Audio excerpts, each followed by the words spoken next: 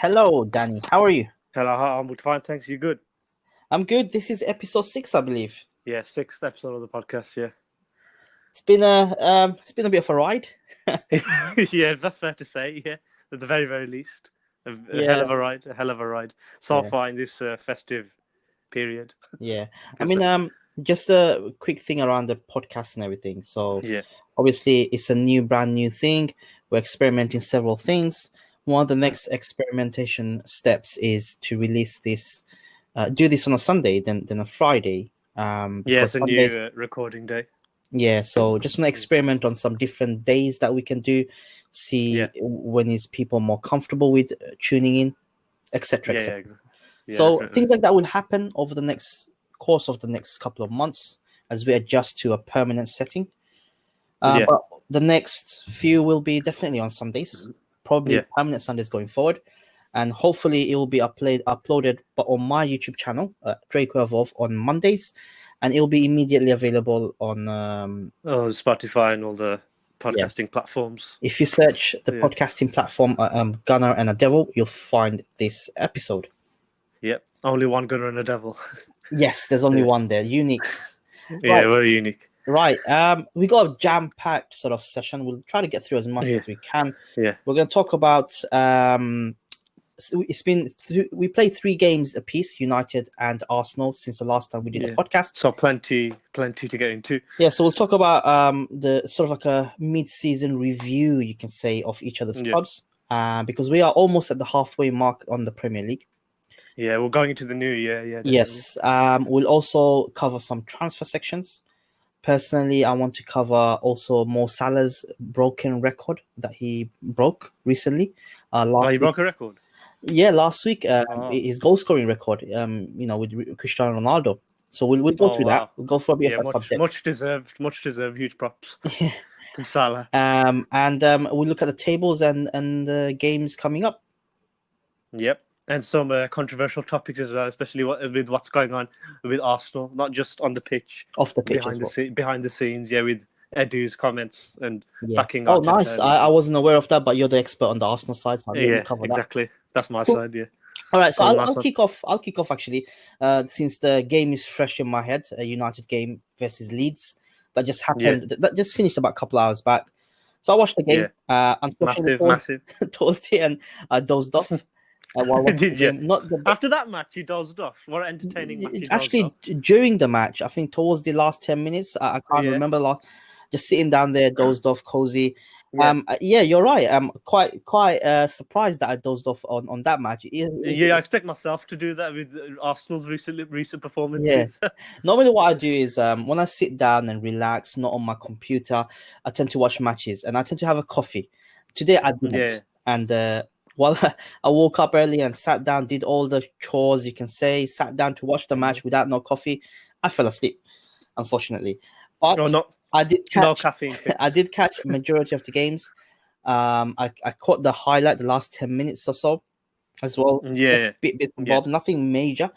And ultimately, we finished 6-2. A fantastic game of football. I think United. Yeah, wonderful to watch as a neutral as well. Yeah. So, especially for the neutrals, and given that fact that we do not see many games like that for Manchester United. As a Manchester United fan, it was a joy to watch. I think we played some scintillating stuff. McTominay being very utterly dominant, getting the two goals in the first couple of minutes. Yeah. It's actually, he broke a record. He's the first player in Premier League to score 2 goals in the first 3. Yeah, to score. So it's a nice thing. That's crazy. It's a nice thing.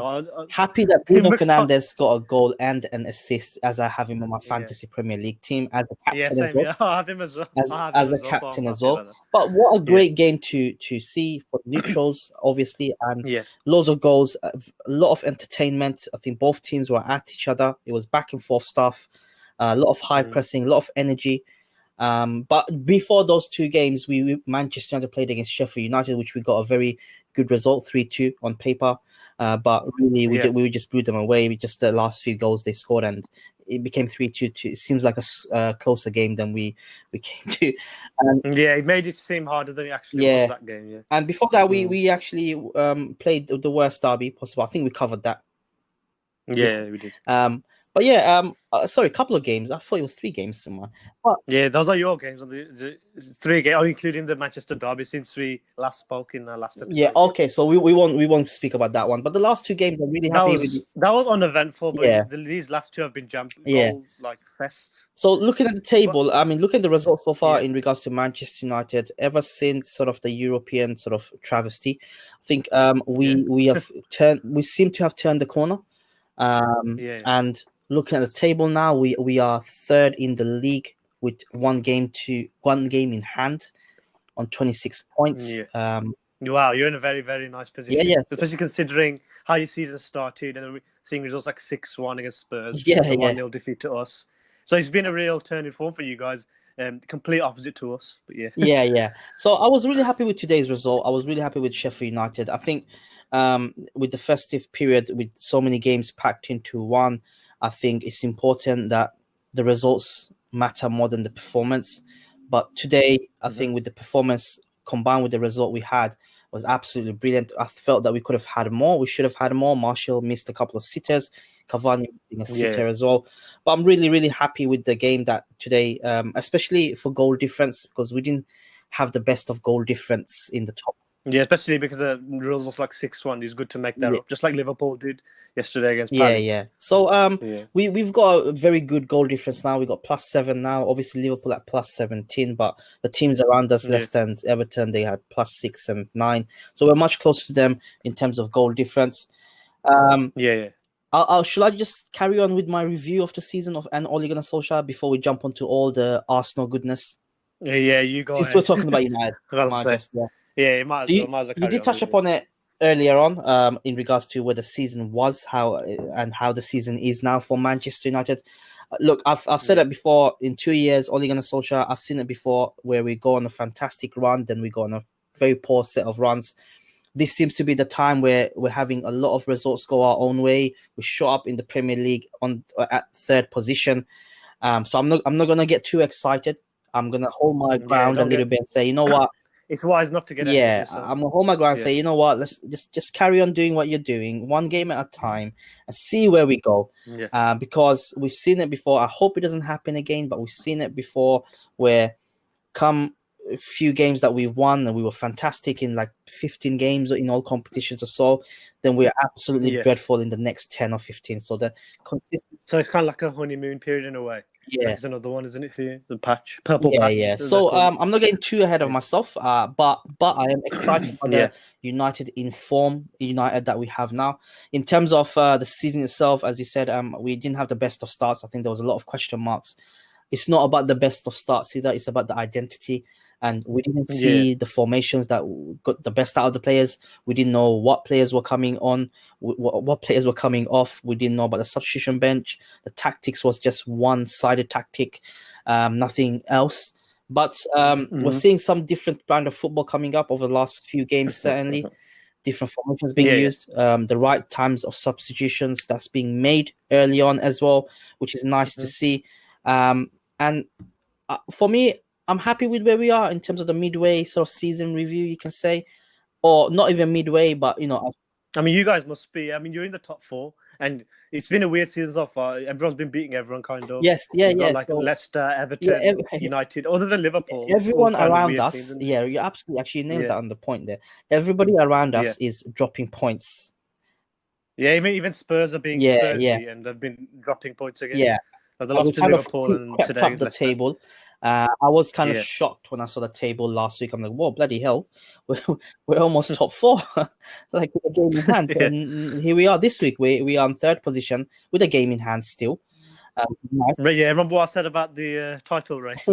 It's still on the card. I wouldn't say, in terms of the United stuff, I wouldn't say we are in the title race. However, we can be in contention to be in the title race. If you can keep this up after Christmas. Until Christmas. So we got another 2-3 games to go before the end of the year. With big games with Leicester coming up next. Leicester. If we can win the next remaining 2 or 3 games up until January, and we're in and around the top 3 still, mind you, we got a game in hand. I will kind of start to think, hang on, this might be a little bit interesting. Because come January transfer window, obviously we'll have a transfer section later on the show. Reinforcements is needed. I think centre back is needed for sure in our sense. Yeah, you guys definitely need one. You got Maguire. Yeah. Outside of them, I wouldn't have anyone. They're all injured or not even playing. But a couple of reinforcements will solidify us. Obviously, Champions League was a big nice thing to have. Unfortunately, we're not in there. But for me, it's all about the Premier League now. Focus on that. Getting. Yeah, it has to be now, and Europa League will come in due course in February. But until then, so that's my sort of mini season review for Manchester United. I'm loving what I'm seeing now, but I'm going to be skeptical. I'm going to hold my ground and kind of think, oh, I've seen that before. Let's wait a little bit. Yeah, it's a classic case of how the tables have turned. Like you look at if you come back to us on the 1st of November when we had that episode after we beat you at Old Trafford, and just look at the difference in like almost just under 2 months. It was a massive change how the tables have turned. Now we're 15th. We was teasing you about being 15th, but Karma's come back and bit us. We have to admit that.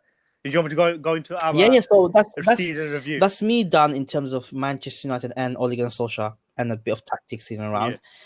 You the floor's all yours. Go ahead. Yeah.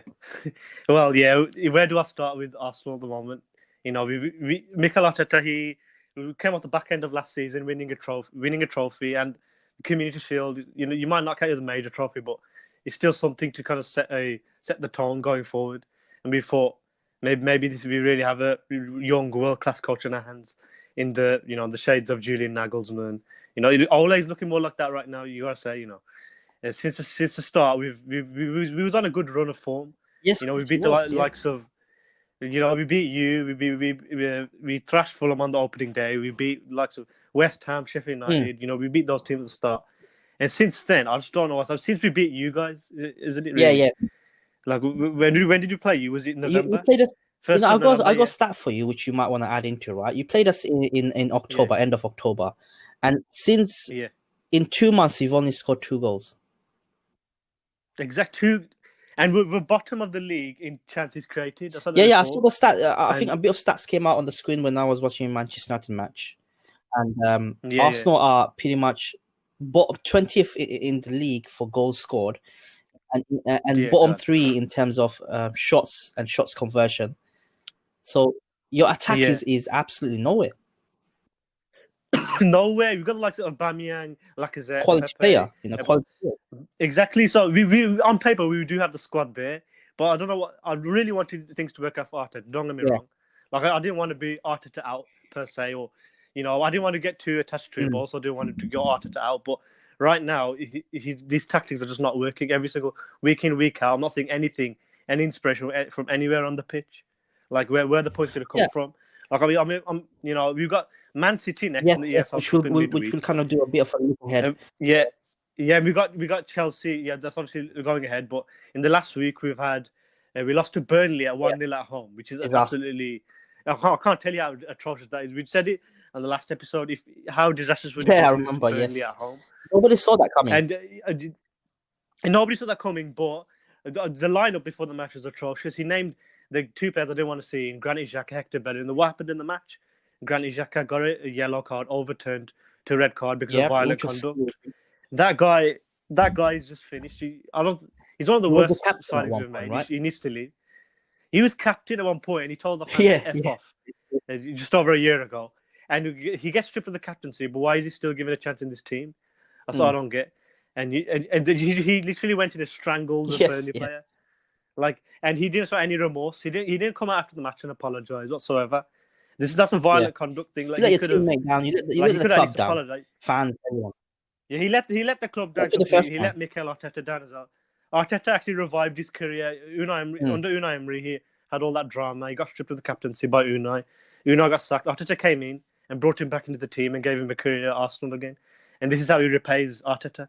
As much as I'm not backing Arteta right now, I don't think anyone can really defend him, any Arsenal fan. But right now, this job is too much for him. He's out of his depth, I think, at the moment. And you we got lost to Burnley at home. We drew to Southampton in the midweek, which arguably I think it was a decent result. To Southampton are flying; they're top 5. Yeah, Southampton are flying. Yeah, I get. But you guys needed to win. Yeah, we need Yeah, every yeah. match Now is a the must way that win you now. started, every match is a must win. Yeah, exactly. And Aubameyang got his goal. He Yep. broke his duck. But other than that, I mean, where has he been recently? I told you before, he's lost his smile, and I don't see anything change. And yesterday against Everton, another disastrous performance. He just disappeared off the radar, off the lineup. I don't know. Like suddenly, I heard that he's injured. And how long is that going to go on for?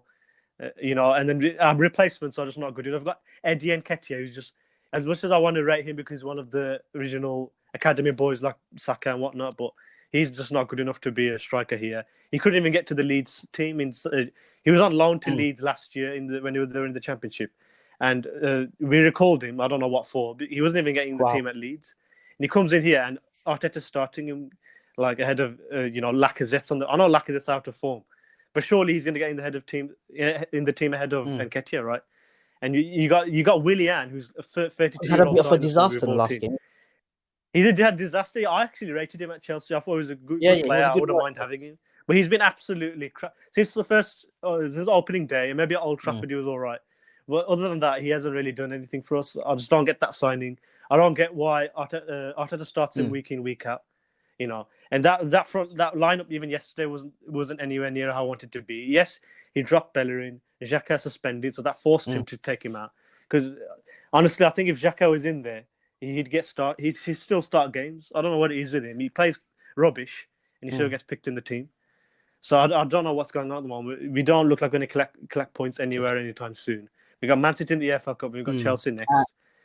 Yeah, I think Arteta's walking on a tightrope right now. I'm surprised he has. I'm surprised as well. I was thinking after the Burnley game he might be sacked, but he wasn't. Yeah, exactly. After the Burnley, I thought he was going to get sacked, and every single day they're letting this carry on. Yeah. They're letting this. Like I said before, I really, really wanted it to work out for him. I really, really backed him and wanted him to succeed, especially after the FA Cup win and everything. I thought this is the start of something special. But right now, I'm sorry, I can't defend him. I don't think any Arsenal fan can really defend him. I'm going to ask you a question, right? Do you feel Arteta should be given a little bit time? Now, hear me out, because he's only had one transfer window. Yeah, I get how people are saying that, but I told you before in the summer transfer window, he should have gone and got a creative player. To be fair, you could blame. Yeah, because you got why isn't they giving him financial backing? It's a similar issue with what you guys have. But the alternative option is if you can't sign the creative player, why have you then left out Mesut Ozil? I think he needs to come back. So he needs to come back. That's the first. If you don't go and sign a creative player in January, the first thing we need to do is bring him back in. If you see our performances, I've seen a few of your performances, and there was no playmaking, nothing. Exactly, it's boring to watch us, and I hate to say that because I've grown up on the beautiful football of Arsene Wenger. That trying to walk the ball in, all that tiki-taka football. I've grown up watching that, and now it's seeing this boring, like Tony Pulis-esque football. You just, and we're what 4 points, 5 points above relegation. Yeah, you're 4 points from relegation. It's a serious conversation. Yeah. We were taking the mick about it a couple of weeks ago. You're saying 4 points from relegation zone, right? Burnley have 2 games in hand. Yeah. Oh my god! So, exactly, and Brighton, West Brom, they're lurking there. They're going to pick up points. I was just looking at some stats. Last 5 games Arsenal played, they've got the worst record with 4 losses, 1 draw. The worst record together with Sheffield United, who are sitting bottom of the table. So it is very, very worrying times for Arsenal. And I would never have thought Arsenal will be relegation. For banters wise, I would have thought after the first 5, 7 or 5, 10 games. I believe we're the only English club never to get relegated in history. I believe. So, but this is a serious thing. Now it's becoming very serious. Like, in the first 5, 10 games, when we're all hovering around bottom, and even United it was like a bit of a banter, like, oh, we're going to get relegated to the bottom of the table. But now, you're 14 games in, both United and Arsenal. Yeah. So let's stick to Arsenal. You're 14 games in, and you're genuinely in a relegation battle. That is shocking. Exactly. It's December. It's not early on in the season anymore. This is mid-season almost now, and we're still down there. And the games are not getting easier for Arsenal. They got obviously.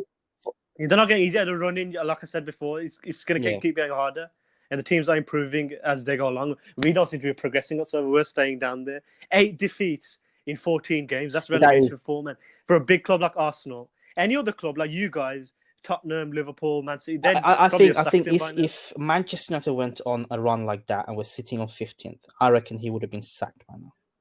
Or he would have been sacked. Exactly, any other club, including you guys. If that was Ole, he'd have been gone out the door. Pochettino in. I don't know what they see with Arteta, who's had no prior managerial experience, by the way.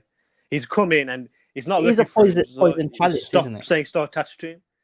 Yeah, the poison chalice, and the thing is that he's played for us, so a lot of fans see that sentiment. He wasn't a but he knows Arsenal. Like he knows Arsenal. Vieira right? or Henry, but he's an Arsenal man.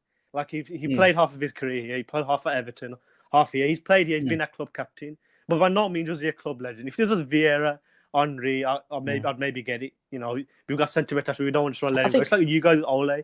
Ole was a legend as a player, but Arteta isn't. But why is there such attachment with that fans? I believe if in the next two games, forget the EFL Cup. That doesn't have any nothing on it, right? You got Man City coming up. I think even a loss there wouldn't really. It's the league.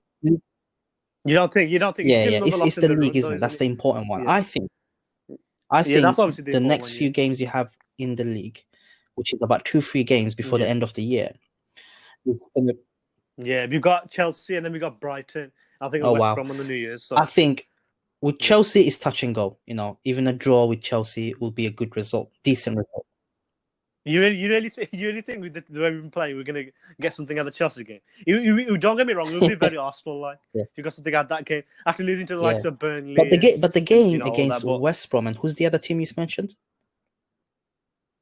We got Brighton. So the games between West Brom and Brighton is gonna be the games that will be either a sack for Arteta for sure or not, because Brighton and West Brom are next to you guys. And it's actually a genuine relegation fight. So if they get results against you guys, it's genuinely like that. It's a relegation. Literally, I was just looking at the table now. Okay, Chelsea's touch and go, right? Even if you draw or loss, it's not the end of the world because at the form you're in, you know the big club like Chelsea, a good club like Chelsea can. But let's face it, with Brighton and West Brom, they're not really great. But if they're not great. All they're below us, both of them. But if they beat Arsenal, right? Arsenal are genuinely in the bottom 3, and they are going to be hardcore the relegation fight. And I think, Arsenal will have a tough time if they are in that position. They're going to have a tough time attracting a top manager to come in and change them. That's what I think. Exactly. So where do you go from that? Do you really think Max Allegri is going to, from managing Juventus, going to come and manage a team that's in a relegation battle? That's what I was thinking. That's what I was thinking. Even Pochettino, he's not going to see a project. Like you're managing Spurs, who are flying now, even though they're going to have form. They're still way better than us. I think Arsenal are stuck. It's either Arteta has to turn it around if you don't move or soon. Lose Arteta and sign up someone who is happy, like Eddie Howe or someone like that, who's happy to be who's happy to come in and fight in the relegation fight. Because I think managers like Allegri and Poch, they're not going to be kind of happy to come in and fight a relegation battle. I don't think so. Exactly. I wouldn't mind paying a Southampton compensation and getting he's a good manager. I wouldn't mind that in. But is he going to go from Southampton, who are fighting? I think currently, as it stands, any manager in the Premier League, certainly the top 10, unless they get the sack, I don't think they'll be coming to Arsenal because they've got a job in hand. They're in the top 10. Things are going well. Why will they come to Arsenal and go straight into the relegation battle? That's the biggest concern Arsenal, I think, as an outsider. I'm loving it, by the way. I wish Arsenal gets relegated. I'm loving it. But as an outsider, the biggest challenge is not Arteta. It's actually who do you replace Arteta with if you sack him? That's going to come in and be willing to say, yes, I want to fight in the relegation battle. And do a job. Because, like I said, on paper, we're easily top top 6, top 8 with the squad that you have. So exactly. So why are we doing down at 15? So something's wrong with the management, something wrong with the team selection, and something wrong with the training. Like we're playing the wrong. We're not playing the strong team. There is also an attitude problem in your squad. Like there are bad. There's a huge attitude problem, disciplinary problem. You got Nicolas Pepe against Leeds, who didn't need to get sent off. Why did he headbutt Alioski in that match? You got Granit Xhaka full-on strangling a Burnley player who, by the way, Matteo Guendouzi did that as well last season, and now he's gone out on loan because of the attitude problem. Even though I rate Guendouzi, he's a young midfielder for our squad. I'd take him back right now. I'd call him back. I'd call Lucas Torreira back from Atletico Madrid. They're both better than what we got in the midfield at the moment. So we got two quality young midfielders out on loan right now. Guendouzi had the attitude problem. He got loaned out. So Arteta clearly doesn't sit well with this discipline. But I think since he's coming, he's had something like 7 or 8 red cards. And you got the Gabriel one the other day, which fair play to him. He's been our best player since this season. Yeah, I've said that before. Well, I've sung gospel about him, how good he's been. So I'm not going to fault him too much. He came straight after the match. He went on social media. So he's now suspended for the next few games. I think he's just one match. I believe he's probably back the next because he was a second yellow. He wasn't violent conduct or anything. He was just a foul. He just got the foul wrong on Theo Walker, who, by the way, got a goal against us. He won the Champions League, right? He's literally taking the nick out of us. He even our ex-player. Honestly, Arsenal. What can you say? I'm sorry. I'm gonna say it. Arsenal are a banter club. We are banter. I'm literally admitting it to you. I'm handing it to you on a plate. I'm handing it to you on your plate. If you told me that at the start of the season, I would have been no defensive about it. I'm like, who's won a trophy under our young manager? Arteta or Ole? Exactly. Won the trophy. So you shut your mouth. But right now, I'm agreeing with you. and you know what? When they beat us, I was really upset. I was really angry. I think that was a time when in that few games or so, we lost against Spurs as well, 6-1. And then Arsenal coming and beating us. That's the worst. I can take a defeat from Liverpool. I can't take a defeat from Arsenal. Honestly, I've seen a lot of United fans. You probably the same, thinking this Arsenal team we beat. That same Arsenal team. The Arsenal team beat us at our own backyard. I can't believe that. Hey, on the bright side, we did you guys a favor. We beat Leeds for you, so hopefully 14th position will be nice. Yeah, on the relegation battle. And we beat Sheffield United for you guys. The win against you is literally keeping us out of the relegation zone right now. If you think about it, because if we had lost to you, we would be right in the bottom. Say hypothetically we beat you, right? And you didn't get the 3 points. You will be sitting 11 points, literally 1 point above relegation battle. That's what I'm saying. So we grinded that out. Luckily, you were poor that day. We had obviously we had Thomas Partey. Yeah, we had a penalty one. Thomas Partey has been injured. That's been a key thing as well. He's been injured throughout this whole festive period. You know what? Talking about injuries, right? Because this season is so different. Yeah. Even one injury, even if the player's out for 2 weeks, in another season, it'd be like 2 weeks. Yeah, it's fine. Only a couple of games in 2 weeks. Yeah. Now 2 weeks means 6-7 games. Yeah, but that's the thing because of this coronavirus season. It's like players are falling like there is a fitness demands. Yeah, everybody is having a game every 3 days, literally.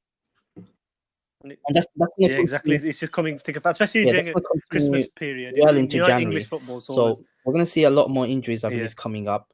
I think Premier League are shambles for not doing the 5 substitution thing.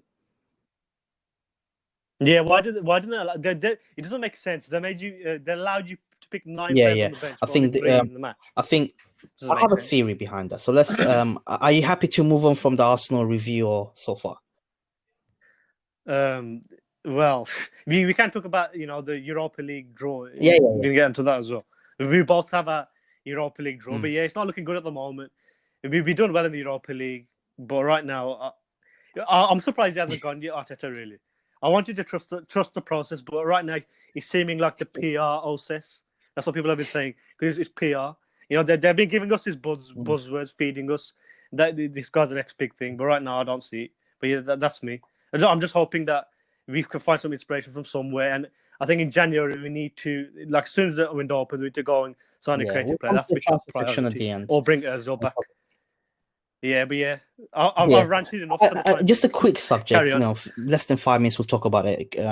This just popped up while we're talking in regards to 5 substitutions. So a few weeks ago, a report came out that most of the Premier League teams, not all, had a vote. I mean, everybody had a vote, but most of the Premier League voted against having 5 substitutions. They were happy with 3. I got theory in that one, right? I think most of the Premier League teams are the small clubs. They're taking advantage of this fixture congestion because they know the top clubs are playing in Europe and then the Premier League, whereas these clubs are having a week off because they're not in Europe. So therefore, thinking, hang on, we can take a bit of an advantage, vote against it, have 3-man sub, give them a bit of headache, and we're okay. We're having a week off because they're playing in the Champions League, and we can climb the table. And that exactly is what's happening in the Premier League. You got teams like Southampton, Villa, even up there, Everton. They're just climbing. Yeah, that's another reason that's contributing to why this season's so bizarre. You got lower end teams going towards the top. That's what I feel. What the Premier League should have just stood firm and said, you know what? Shut up, all of you. We're gonna have 5 substitutions only for this season, like every other damn league. Yeah, obviously it's like asterisk season. What with the pandemic going on still, it's like London's gone back into tier 4, which is another topic. Yeah, and there's no fans again, and but that's my theory behind. But anyway, let's move on to Mo Salah. Yeah, Mo Salah. So last week, he broke a record. I saw posts going around that Mo Salah equaled Cristiano Ronaldo's Premier League goal scoring record with Liverpool. Yeah. Ronaldo scored 84 Premier League goals in 196 appearances. Salah reached that tally in 65 less games. What are your thoughts on that before I give my thoughts? Yeah, Mo Salah, what a player he is, and he's not even an out-and-out striker. He's a winger. He came in, how many years ago? Was it now 3 years ago, I think. And he's as soon as he's come back to Liverpool, he's just exploded. And he's definitely the best player in the Premier League for me. Yeah, him and Son. It's going to be between him and Son for me. But yes, since he's come in, he's been fantastic, and he's kept that up year in year out since he's come in. Like people were saying when he came in, like he's going to be a one-season wonder maybe, but he's the one of the best players to ever see grace the Premier League, and he's obviously been instrumental to Liverpool's first Premier League title win. So I know that's hard for you to. I'll give my take. I'll give my. I was laughing. I was laughing when Liverpool fans on Twitter and Facebook that I have was showing the stats, because the stats are stats, right? So Salah is a great player, but to compare him to Cristiano Ronaldo, who's won multiple Premier League titles with Manchester United, you're right about that, and Champions Leagues, and Salah's won one, plus the Ballon d'Or, and he was only 23 when he left at United, right? Between the ages of 18 to 23, mind you, between the age of 18 to 20, Ronaldo didn't play much for us. He was mainly substitute bench. In the last 3.5 seasons or so before he left, he was a regular starter. And Ronaldo he didn't play this Salah position that he's playing now, which is an inside forward or whatever. Ronaldo was a purely out-and-out number 7 winger for us. So he was getting a lot of goals for us. And to compare Ronaldo with Salah I think is a bit of a joke. Yeah, I think the comparison is Salah's a bit hard. So I kind of did a bit of a counter search, and I thought, you know what? If people are comparing Salah with Ronaldo in the Premier League, let's compare Salah and Ronaldo in the Serie A, because both of them played in the Serie A. Salah played in Serie A, right? He's got 1 goal. Salah got 1 goal in the Serie A. Yes, in Salah his got time 1 there, 1 goal in Serie A. So the argument works both ways. Yeah. Are you sure? They were comparing the stats in how many goals Ronaldo scored in a set number of matches in the Serie A versus Salah. Just like how people are comparing Salah's record with Ronaldo in the Premier League. Salah's got 1 goal. Yeah, that's mad, because I've seen I'm on his Wikipedia page right now. I can see he's got 86 goals in 121 appearances for Liverpool. And Roma in the 16-17 season alone, he had 15 goals in 31 appearances. Wow. Where did you hear that? Yeah, he had 15-16. He had 14 goals in 34 appearances for Roma on loan from Chelsea. And then he made the deal permanent in 16-17 and scored 15 goals in 31 appearances. So, 29 goals, 29 league goals in 2 seasons. Yeah, that's the... in 2015 he was on loan at Fiorentina. He scored 6 goals on a Serie A team. So how many is that total? That's like 35 and goals. And how many goals he scored in Serie A? 2 seasons already? Ronaldo. Double check that. Yeah. Let me check that. Wait. Yeah, I'll double check that. But obviously, I get what you're saying. Comparing Ronaldo to Salah. Ronaldo, who's one of the best goal scorers ever of all time. To compare him to Salah, he's still right now one of the best players in the Premier League. Yeah. Ronaldo's he's been banging in goals everywhere. You look up United, he had 84 goals in 196 appearances, and then Real Madrid, 2009, 2018, 292 appearances. Mind you, Ronaldo was not even in his peak when he left at Premier League. He left at 23. Yeah. Salah is in his peak right now. So I think stats records. He's in his peak. And Ronaldo 64 goals and 73 appearances. So you just compare the stats. I think what they did, what I read was, it was like one goal based on ratios, if that makes sense, not total. Yeah. So something along the lines. But anyway, regardless, even if it's 35 games, is it at 16 goals or 15 goals versus Ronaldo? But still overall, Ronaldo is the goal scorer, one of the best goal scorers of our generation. Salah is a fantastic player. I think when the records went around, that particular record, everybody was getting gassed. And I'm like, a lot of us were like thinking, come on, relax yourself. You're comparing Ronaldo, a 23-year-old Ronaldo, by the way, to someone who's at his peak at the age of 28. Salah's 28.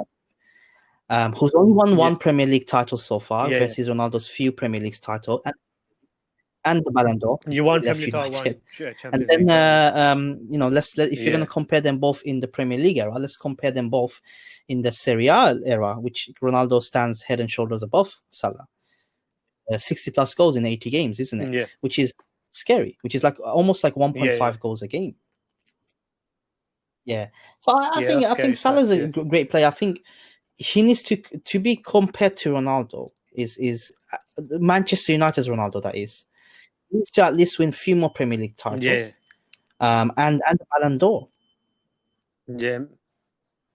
Yeah, the Ballon d'Or. Maybe try for the Champions League again. Yeah, and even then they will be skeptical because hang on, how many Premier League title can you win because you're 28 years of age? And Ballon d'Or. Yeah. He's still only 28. He's like compared to Ronaldo. Ronaldo, 35 now? So he's still a couple of years. Yeah, and Ronaldo's a bit of a freak show, isn't he? Yeah, he's a freak show. I don't think he's going to retire until he's like 40. He can play until he could be like another Ibrahimovic. I think exactly. I think he can keep going. I think at one point in his career, I reckon he's going to go to the MLS, just like Zlatan did. Yeah, that's a like in maybe 3-4 years time. But just a thought. You do know, Lionel Messi's. This next summer coming up, he's going to be running out. And so that means in January he can start. I think Messi is going to leave Barca. So if he leaves Barca, imagine if he actually comes to Man City, and then like you were saying before, if that rumor was to come true, Ronaldo comes to United, can you imagine that for at least one season of that? That would be so absolutely good. Oh my God, I'd love that. I don't believe United will. I think there is a chance Pogba most likely will go back to Juventus. It does. Yeah, but maybe that's what I think. I think there's no chance. I think Ronaldo will move from Juventus, but not to any Premier League clubs. You never know. He might go back to Madrid. Madrid are a bit of everywhere. He might have they might need to. Yeah, Real Madrid and Barcelona, they've been up and down recently. I think. Anyway, let's look ahead to the week coming ahead, the fixtures and Okay, so the crucial. Before I've seen the dates, so we'll have a podcast running before the third game that we play, so we can talk about 2 games coming up, right? So Everton, we got Manchester United got Everton coming up this Wednesday, in the you guys doing it as well, the FL Cup. Yeah, I haven't checked on the competition so long. I don't think I'm not going to talk about that much too much because it's not that important. I think. Yeah, it's a major trophy, but I mean, what I will say about that game is relegation definitely, since we're there, I would like to see some of the youngsters being played in that game. So I want to see a couple of youngsters coming on. The youngsters that we've been signing, they've been doing well in the under 23s. I want to see a couple of them play this game just to get some bit of a run out game experience. Yes. Yeah, because some of the main players. I think you can. So we're playing Everton, yes. So that's a tough game. Everton. Yeah. Oh, okay, that's but a tough I think game. us losing from that game, I think it's not the end of the world for me. Yeah, same for us. I don't think it's the end of the world. Yeah, it'll be another loss for you guys. I think for you guys, any loss is going to be amplified because it's a loss. Yeah, it's a death wish for Arteta, really, because he's walking on a tightrope right now. Yeah. I'm surprised. And the game that we have, which is the important one, the next week Saturday, which I'm going to actually discuss now, so a preview of it, is Leicester. Yeah. So we got Leicester away. Yeah. Oh yeah, Leicester. That's a huge one. That's a huge one. Leicester away. Currently, by the way, second on the table. Brendan Rodgers really knows how to pull. Yeah, he knows how to pull results. However, I'm going into that game feeling a bit comfortable. Whenever I see like a top team, Leicester, they're not the biggest club name in the world, but they are a top team. So whenever United go against these types of clubs, I feel more comfortable because the brand of football we play, which is counter-attacking, means we can get at them, right? So I think I'm gonna go for like a 2-0 win for Manchester United in that. Especially considering the form that we are in currently and the players that are kind of starting to bang in a lot of goals now. And you a bit of a vibe in the club at the moment, especially with the fan base as well, because the run that we're on and we actually it's completely so I reckon it's going to be comfortable. I think United will play the strongest lineup. I do like the 4-2-3-1 formation, because it allows us to attack and express ourselves with the players that we have. It's a good formation that even we play at times, or we switch to 3-4-3, but with our tactics, I'm very comfortable going into the game against Leicester. I think it's going to be a good game to watch because second versus third. I can't believe I'm saying that in regards to Manchester United third position. A few weeks ago we were. So it's fantastic, great news for you. But that's where you guys are, like historically used to being in those positions. So that's how we should be up there right now with you. That should be us. Second versus third. That should be us versus you. But I missed those days when we were right at the top together. But it's only you right now. So for me, I'm looking forward to that game. I think it's important that United rest players. If I see a strong lineup on Wednesday, I'll be quite upset because we need everyone to be on. Will you? Yeah. I want people like Bruno Fernandes to be rested because it's more important. And to be frank, we are at a stage now where we kind of start thinking about, hang on, we can actually challenge Liverpool, because if we win our game in hand, we are 2 points off Liverpool. Yeah, you guys got a game in hand as well. That's and the table being so tight, any sort of draw will mean we're back down to 6. Yeah, the table completely tight. Like if we were to win a single game, we would be right. You'll be right. At the relegation zone, like near. We won't be anywhere near it again. We'll be like 10th and upwards again. That's how open this season has been. That's my sort of preview. You can say. Like I expect United to go on the front foot. I expect them to win. I expect a strong team to be playing, and what's your lineup? Would you go for? But I will go for the back four picks itself because we don't have anyone else. One like Lindelof, Maguire, and Luke Shaw. And I want Fred in there along with. I think McTominay is. I think he will. He will play after this. I do like to see. The 2 goals. I don't want to see Pogba, but I guess he's going to play because he was rested today. Mm-hmm. So I think it's going to be Fred and Pogba in the middle to give a bit of creative spark, because we need to be on the front foot. Up front, it's definitely for me going to be Greenwood, Bruno Fernandes, Rashford, and Martial. I think that's probably your strongest team. But that's pretty much our strongest team. I think Cavani is a rotational player. Cavani. I think people like Cavani will be given more game time in the Carabao Cup. I expect Cavani to be playing in the Carabao Cup this weekday against Everton. People like Donny van der Beek, they're going to play in the Carabao Cup, I reckon. Can I just say, just you know what? I get my lineups wrong nearly all the time, right? But one thing I don't get wrong is, will Donny van de Beek play? No, I have no idea. What is Ole got against him? He pulled that. You know what? That's the number one question in the club. He's part of Ajax's golden generation in the club right now. De Jong, and he's not even playing. I'm surprised he hasn't come out and said something. Like, how Arteta for a bit, he kept benching Pepe, and then Pepe actually came out. You know what? I think the reason why he didn't come out and say something is probably there is an agreement behind the scenes that we don't know about. Like, he might go up to, or he might have said to Donny van de Beek, look, in the first half of the season, I'm not going to use you, but in the second half of the season, I need you more. So I need all the energy from you, right? Maybe, I don't know. I'm just throwing, otherwise he will be kind of, I expect him to come out and say, look, I want to play. But every time he's come on, whether it's substitute appearances or the rare starts he's had, he's been the best player on the field, and that includes Bruno Fernandes. He's been really good. But every time he's come on, it's not as if he's playing really poor, but he's been good. But I expect people like Donny van de Beek, Cavani, as you mentioned, I expect them to play in the Carabao Cup this weekday, Everton. So bit of game time, I'm happy. But I don't. Comes to the Leicester, as you said, the Leicester predicted lineup. I would like to include Donny van de Beek in there, but I don't think he's gonna be included in there. So that's the only sort of things I gotta say about Leicester. I think we've had really good results against Leicester over the last season, so over recent games certainly. I can't remember the last time we lost against Leicester. Leicester, the type of team that we come up against, who are always in the top six. Leicester in recent years, they're a good team. They always seem to be. Under Brendan Rodgers, playing some fantastic football, and they can. So we always seem to beat them. We rarely lose against Leicester. So I feel comfortable playing against Leicester. I do believe if I just go up a little bit, let me just see the record while we're on the subject. I believe we played Leicester already. This is the second time we're playing, I think, this season.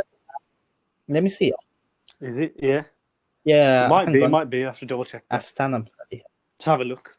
No, we haven't played Leicester yet. So. We haven't played. Oh, that's a bit very interesting. Yeah, I don't recall this season you playing them, but that's going to be really. I think the two them last season. I think when Leicester were in the top four race. And we were in there as well. The last sort of couple of games, I think we played them and we beat them. I think we beat them 1-0 or 2-0. I can't remember, but we seem to be very comfortable with Leicester every time we come across them. I don't expect many trouble. I think the important thing about the Leicester game for me is. We got a midweek game against Everton, so rest the bloody players, Ollie. Like, don't play. If he's listening to this Sporting Gap podcast, bench Fernandes, bench Rashford, bench those guys. Rest them up, man. They need rest. They've been playing games every 3 days. This is not an important competition compared to the Premier League. Okay, so because straight after Leicester, we got Wolves, and then. Literally 2 days later, we got Aston Villa. So there is a lot of games coming. Christmas Day we got. The Christmas. The 29th of December we got Wolves, which is and then on the 1st. On the 1st of January, which is a couple of days later, we got Aston Villa. So the games are coming thick and fast. So the important game for me is the EFL Cup in terms of player rest. Rest the players, play the fringe players. We got quality in depth. We got the likes of Cavani, who's a top talent. We got the likes of Donny van de Beek as well, who's got bags of energy. We still got the likes of. He probably will start that game because for some reason he's become part of the second string side. Even Dan James, who hasn't started for us in 2 months, today he scored. So give those guys a run. Give them a run out. Rest those OG players. You can say. For the Leicester match, because Leicester match is going to be absolutely important, because especially if it's top four back. This is actually the top four battle for us, because we're almost halfway through the season. A big game in the top four, and if we lose the game, we can drop out of top four. If we win the game, I'm gonna be moving towards we're in the Premier League title race. So it's important. If you win, I think. Yeah, especially against a team like Leicester. Like I said, Brendan Rodgers, he could take points off Man United. He's done it against Tottenham. He's done it against Man City at Etihad. We're actually away to Leicester, and our away record is the best in the Premier League currently. Away, Yeah. So I'm your away record is better than your home record. I'm more comfortable going in. Actually, but anyway, that's my preview for the Leicester game. You can say. What about yourself? Mm-hmm. Yeah, it's like I said, we got Man City in the week. I think it's on Tuesday, which no rest for us. But it's a bit sticky one, isn't it? Like it could be. I could say something similar to you, like rest all the players for that Man City game. But it's Man City first, sticks first. Yeah, it's it's Arteta's father, where he learned his trade at. So going to him, it's going to be an interesting clash. In the FA Cup in the semi-final last season, he outclassed his own, his own sensei, if you want to say, where he learned his trade. But I think this time it's a sticky one because if he rests all the players and it doesn't work out for him, and we lose again, it's another loss on the run. Then it's going to be curtains again. I know you said it's for you guys. I think every game is important now. Priority. Not. Yeah, like even if you lose this one, it's another loss on the run. So I think we got to watch what we're doing. But if I was him, I'd give the younger players an opportunity again, like Reece Nelson, following Balogun, Bukayo Saka again. I think although Saka is probably going to be one of the he's been one of our best players this season. I think the couple of players that have been crucial for us have been Gabriel, Partey, Tierney, Saka. Those are the four players I think that deserve to wear the badge this season. The rest have just not been good enough. But yeah, I think we should rest players for that one. But obviously the crucial one is Chelsea. About Chelsea, what's the formation? On Boxing Day, and that could be the beer. That could Talk to me about Chelsea. What's your predicted formation and score? Our predicted formation, I think Arteta, he should always stick with the tried and tested three at the back. Like some matches, he went to 4-2-3-1. It wasn't working for him. He went back to three at the back. That's the formation that basically won us the FA Cup last season. So I think, and it's obviously was great at Old Trafford when we beat you with the two-man midfield. Partey, now obviously Partey's not there, so how's he going to handle that? And I don't know how long Aubameyang's injury is for. You can only pray that he's back for that match. You got the likes of Olivier Giroud, Timo Werner, Kai. You can trust Kai Havertz is going to turn up at the Emirates. You just know it. Like they've been calling him Shy Havertz so far because he's been shy. He hasn't hit the Premier League by storm exactly, but he's a young player. He'll come good. I do rate Havertz. I think he's a baller. I think he'll have a good performance. But I hope he doesn't. But you can just trust with this Arsenal team, our luck, they'll have a hell of a time. But I hope you set up three at the back and bring Gabriel straight back in. I want him to drop Rob Holding. He's not. His level is Bolton. He hasn't been good enough. I don't know what he sees in him. You just got Rob Holding. He was actually close to leaving for Newcastle in the summer on loan. And Arteta actually got him specifically and said, "You stay with us. I've got plans for you." And now he's starting week in, week out, and he's nowhere near a good enough defender. If I was him, I'd go Gabriel, David Luiz, maybe throw in Mustafi or Kieran Tierney in there. And what I don't like is that he plays Kieran Tierney left-sided centre back, even though he's a left back, which I don't think really works. But he'll probably go something like that. Make sure he starts Saka. Start Ainsley Maitland-Niles instead of Hector Bellerin because he's nowhere near good enough either. Like it's not 2016 anymore when he was a fast-pacey, energetic right back. He's just not good enough anymore. And he's been schooled by the likes of Jack Grealish and Jamie Vardy and whatnot over the matches. So I hope he doesn't bring him back in.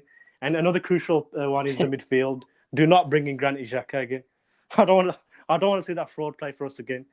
I've had all the Arsenal fans tell me he's a fraud. Why didn't you see, over the last 1 or 2 years? And I've backed him.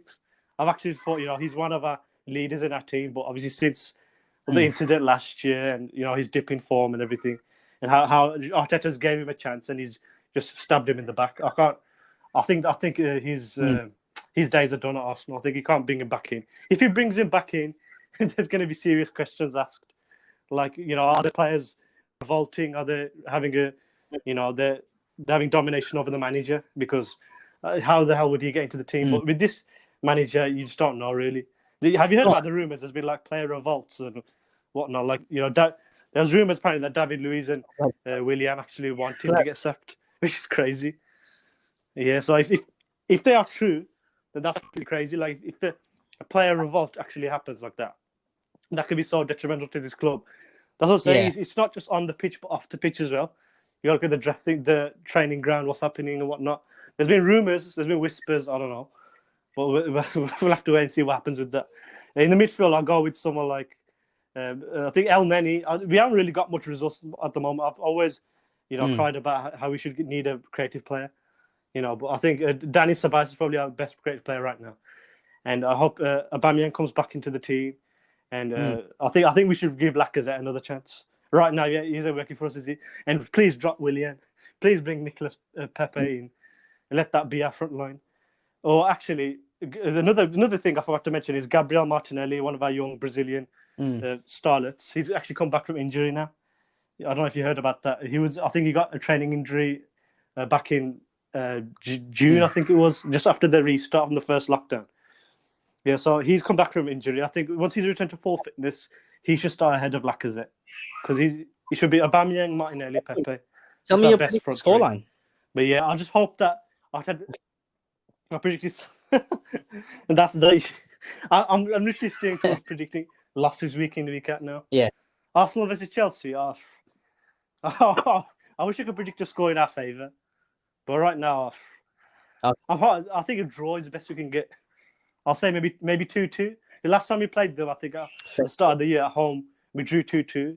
I think at Stamford Bridge, I think it was 2-2 when Gabriel Martinelli scored a fantastic counter-attacking goal. So I'm hoping we can get a draw. I don't think we can beat them. I wish it was so Arsenal like if we just won out of nowhere against these lot. But I can't see any inspiration right now. I'm just hoping for something at the grave right now at the moment. That's how bad it is for us. But yeah, it's not looking good for us at all. With our running, going into Christmas. Cool. Okay, thank you. Gloomy times for half of the podcast. Yeah, very, very, very dark times right now. In my lifetime, I've never seen a. Okay, so we're just going to touch on the last bit of the podcast. I do understand we're reaching close to about an hour. Transfers. Yeah. So it's gone quick. So yeah, huge transfers, huge one. Yeah. So especially with the to be honest, I'm not too sure about United at the moment because I haven't done any United content this week and nothing, no previews. Literally, I've been off social media for a whole week, almost a whole week now. Not even a single tweet. I think I looked at my Twitter just now. My last tweet was 4 days ago, and that was a retweet as well. Not even my own tweet. My last real tweet that I've written that it was December 15th. It's been about 5 days. So I to be honest, just been really busy and even I didn't stream at all. Not even YouTube stuff, not even tweets. Like tweets is the easy thing to do. I just write something, but not even that. So I haven't even looked at many of sort of because I do a lot of transfer speculation on my channel, so I'm kind of up to date. But I haven't looked at it much. But what I've been hearing is. There's two strong rumors coming out that there will be 2 outgoings at Manchester United for sure, which is Rojo and Romero. I think. But I don't know what happened in the background, especially in terms of Romero. He's been absolutely brilliant for us, but I think with the inclusion of Dean Henderson, there must have something in the background must have happened. He has been included in the 25-man squad. Along with Rojo, and Rojo, we know that. But I think the outgoings of those 2, I'm happy with one. I'm happy with the fact that Rojo is leaving because he's just a passenger for us. However, I'll be a bit sad when Romero is leaving because he's given so much to us in the last few seasons. He's been the second best number 2 for me. Every time he's come in, he's a class goalkeeper, like Yeah, he's not even our third choice. He's not even in the squads now. No, he's not even. Is he not even in the 25-man squad? Have they done it? Yes, pretty much. Something must happen in the background. But so, I mean, for him, I'll be happy if he leaves. I think he's still 32. Goalkeeper careers are long. He's Argentine goalkeeper number one. He starts for them all the time. So he deserves a lot more than United. Yeah, I heard that his wife or something came out on social media. So that's it, really. That's the 2 news coming out. One I'll be happy with, Rojo, 100%. I'm sad but grateful that for him, he's leaving to get better football somewhere else. That's the sort of thing coming out. I think we're going to see a lot more of transfer stuff coming in this coming week, next week. It's definitely depending on what looking into this as we head into the January transfer window. We got about 2 weeks left in the till January transfer window opens. At less than 2 weeks, actually, 10 days roughly. Yeah. The next episode, I think we'll have 1 or 2 before the new year. Hopefully, there'll be more developments. Right now, it's for Arsenal as well. There's not that many developments, but there's a couple. Like I did mention before about Dominik Szoboszlai. He's a young Hungarian playmaker. He's actually made the move to RB Leipzig. He went from RB Salzburg to RB Leipzig. Fabrizio Romano actually, he tweeted a photo like him with his family. Like he flew to Leipzig to have the medical and actually signed for them with his agent. So that ship has sailed now. And that was a big one to go for. So we have to turn our attention elsewhere. That's a big one. We got there's a player from Norwich called Emi Buendia. Last season he was good in the Premier League. Yeah, he's actually one of the best chance creators, like statistically. Yeah, which obviously that's one of the biggest areas we need to fill in. Yeah, Buendia. It's not my first choice, but there's been whispers about a move for him potentially. There's Hussein Awad rumors are still going around. Yeah. It's like your Jadon Sancho. Those rumors are still going to be going around. I don't know if it's going to be easy to get in that deal done in January. If I was them, I'd go all out. They know how how much of a crisis we're in terms of creativity and whatnot. I think if I was them, I'd go straight in for Awad and hopefully get Buendia on top as well, like a number 8 and a number 10. I think we need both. Partey, especially if we don't bring Ozil back in. I think if we have Partey and then an Aouar and a Buendia, someone like that in, would be great. Right now, those are the main rumours, I think. Yeah, Isco is still doing the circles. And Barcelona apparently been rumoured to be going for Hector Bellerin. I don't know how true that is. But we'll let him go for 50 quid if you want him. It's the same with if anyone wants to go in for Granit Xhaka, offer anything. Offer a pack of crisps, I'll give him. Those two, I want them gone. Hector Bellerin, he's another player I've stood by because he came through the academy and whatnot. But I think Ainsley Maitland is just his levels ahead of him. If you've seen him play, an Arsenal fan, I've seen it. He's coming to replace Hector Bellerin after his suspension. I think he had a suspension as well because he had 5 yellow cards, I think. So you get 1 match ban for that. He was banned. He gave Ainsley Maitland a chance to come back in. So that was fantastic for him. I hope he starts ahead of him from now because he's way better. And you do know about what's been going around about Edu. Yeah, just the technical briefly, just let us know. He's actually controversially come out. He's provided full backing for Mikel Arteta, who's obviously under fire, but at the same time he's gone ahead and said that he's not going to be spending big in the January transfer window. How is that not going to just rile Arsenal fans up like so much? Especially when I'm saying about about Hussein Aouar, we need to spend 60 million for him. Like the Lyon president's asked for 60 million. Sorry, 60 million euros is asking for, and we in the summer we weren't even willing to pay that. So what you really think we're going to pay that in January? And he's actually said we're not going to spend too much, and we have to be patient with Mikel because you'll be very unfair to him because of what a year we have faced, the pre-season challenges, 3 months without any football matches, and Arteta getting COVID himself is unfair to him. So just be patient, which I think is atrocious because just look at the season we've had so far. We're such a big club like us. We're near the relegation zone. You know what I'm saying? So I think the Arsenal technical director, I think if Arteta goes, he needs to go with him because he's been the reason of this. Like he's been contributing to this downfall, not signing a creative player in the summer. Yeah, that's basically me.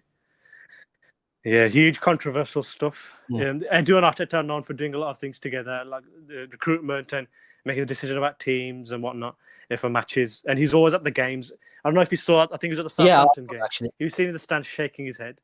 Like he I don't know if you saw. Yeah, you saw that. He was just watching a football, shaking his head, and that was like a day or two after he came out with those comments backing up Arteta. It's like he wouldn't he look stupid now? Him and Vinay, who I think is who's a CEO of our club. I think it's them three that are below the owner in the hierarchy, basically. Arteta, Vinay, and Edu, and they both come out backing Arteta, saying that was just this week as well, in the midst of all these bad results. So it just makes you wonder where's the leadership in this club, and if someone's going to step out and sack Arteta, who's he going to be? because right now everyone seems to be blindly backing him.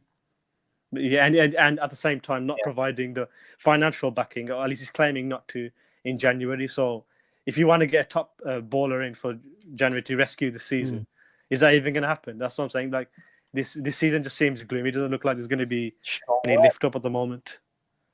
Those are the transfer rumors, and those are Edu's comments about those transfers. It's atrocious at the moment. Yeah, very, very strong at the moment. He's just saying about patience. I think patience is out the window, especially if you're in a relegation fight. Yeah. Is that out the window against Aston Villa and Burnley, let alone now? Awesome. So that wraps up episode 6. Thank you so much for everyone that's been tuning in, that's been listening to our last episodes. Before we go, actually, I want to ask you a question, Danny, because you deal with all the podcast side of things. What's the obviously it's a new thing, it will take time to grow. But how is the progress going on that side?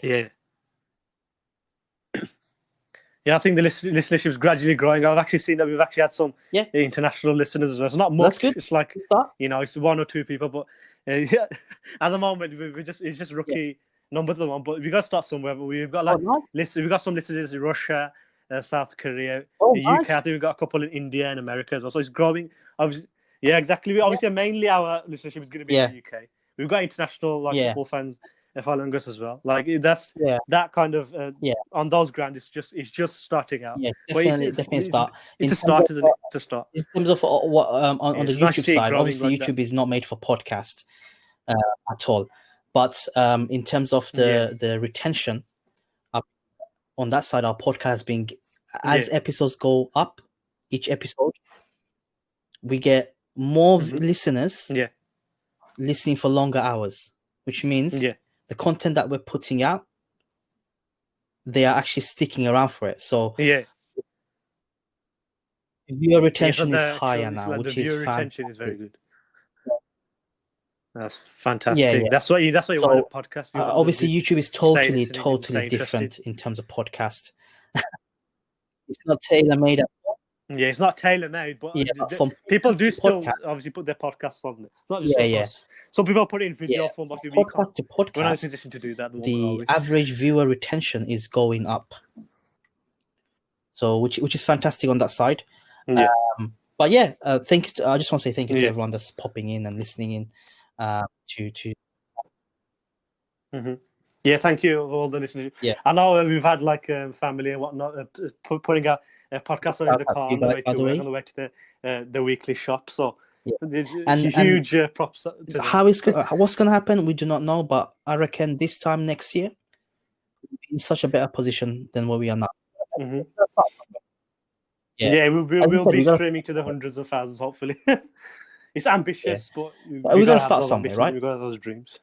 And every sort of big picture project starts off very small. It's always been the case everywhere you go. But as the months go by, as we're persistent, it will keep going up. Yeah, definitely. It's already growing, and it's not. This is the sixth episode. Yes, it's still a complete baby. It's just less than 10. It's still a baby. But thank you so much, Danny, for your time today again. Thank you. And today, I do believe we went just over it, our 1 hour sessions, but it's fine. And we'll be back next week. I mean, we're gonna have a few more games to talk about, isn't it? We're gonna have a couple of games. I think big games, game next week for each club in the Premier League for sure. Yeah. All right. Take care, everyone. Yeah, fantastic. It's gonna be great. All right.